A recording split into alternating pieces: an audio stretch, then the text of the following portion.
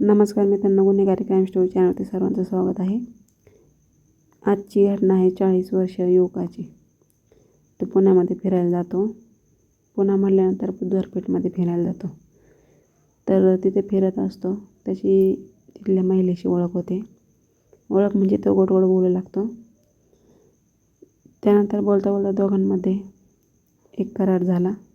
त्यांनी पैसे आणि गोष्टीबद्दल चर्चा केली. त्या महिलेने सांगितलं, तुला जशी मुलगी आहे तशी मी देते, पण तुला एवढे एवढे पैसे द्यावे लागतील. तो बोलतो की मला काही कमी नाही, माझ्याकडे भरपूर पैसे आहेत, तुम्ही जेवढे सांगतील तेवढे देईल मी. तर महिलेला वाटतं चला, महिलेला विश्वास बसतो की हा एवढी एवढी रक्कम देईल. वेगवेगळ्या ठिकाणी घेऊन फिरू लागला आणि सगळं काही दाखवू लागली ती. दाखवल्यानंतर तिने पैशाची मागणी केली. त्या व्यक्तीने खिशात हात घातला, मोबाईल काढला आणि म्हणाला, तुझं स्कॅनर दे, मी लगेच पैसे पाठवतो. पण जेव्हा पैसे पाठवण्याची वेळ आली तेव्हा समोर आले सत्य. काय ही घटना पूर्ण बघण्यासाठी सगळ्यांनी आपल्या चॅनल सबस्क्राईब नक्की करा, जेणेकरून जे व्हिडिओ टाकेल त्याचे नोटिफिकेशन तुम्हाला पोहोचेल आणि माझे व्हिडिओ बघायला भेटतील. ही संपूर्ण घटना आहे पुण्यातली, बुधवारपेठ. तर या परिसरामध्ये असे व्यवसाय चालतात जिथे 40 वर्षे व्यक्ती फिरायला गेल्यानंतर त्याची ओळख झाली तमन्ना नावाच्या एका महिलेची. दोघांमध्ये बोलणं सुरू नव्हतं. त्याने तिला सांगितलं, मला हे दाखव ते दाखव, माझं काम नीट कर. तमन्ना ही तयार झाली. जेव्हा पैशाची मागणी केली तेव्हा व्यक्तीने मोबाईल काढला, तमन्नाचा QR कोड स्कॅन केला. पैसे पाठवण्याची वेळ आली तेव्हा पण तो बोलतो की पासवर्ड विसरलो, मला आठवत नाही आहे. एकदा पासवर्ड टाकला चुकला, दुसऱ्यांदा टाकला पुन्हा चुकला, तिसऱ्यांदा टाकला तरी चुकला.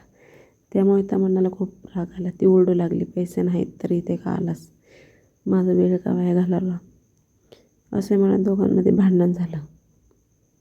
2 महिला अनुजा आणि सोनिया आल्या. तिघींनी मिळून त्या व्यक्तीला मारायला सुरुवात केली. त्याला खूप मारलं. त्या व्यक्तीने लगेच जवळच्या फरसाणखाना पोलीस स्टेशनला जाऊ घेतली आणि पोलिसांना घडलेला प्रकार सांगितला. 3 महिलांना ताब्यात घेतले, चौकशी केली, त्यानंतर त्याच्यावर कारवाई केली. ऑनलाईन पेमेंट करणं कधी महागात पडू शकतं. कधी नेटवर्क नसतं तर कधी बँकेचा व्यवहार अडकतो. अशा वेळी खिशात पैसे ठेवणं गरजेचं असतं. जर खिशात पैसे नसतील तर अशा ठिकाणी जावं तरी कशाला आणि व्यवहार करावं तरी कशाला. तर काही लोक पुण्यात फिरायला जातात. बुधवारपेठेत जाऊन बघूया काय आहे, तिथे जातात आणि त्या व्यक्तीने पैसे होते पण पासवर्ड विसरल्यामुळे तो पैसे देऊ शकला नाही.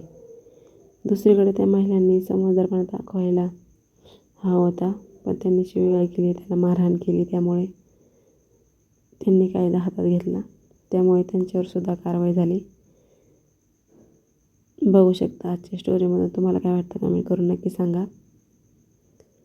आपल्याला कुणालाही बदनाम करण्याचा हेतू नाही, हेतू फक्त सत्य समोर आणणं. चला तर मग भेटूया नेक्स्ट व्हिडिओमध्ये. Thanks for watching. धन्यवाद.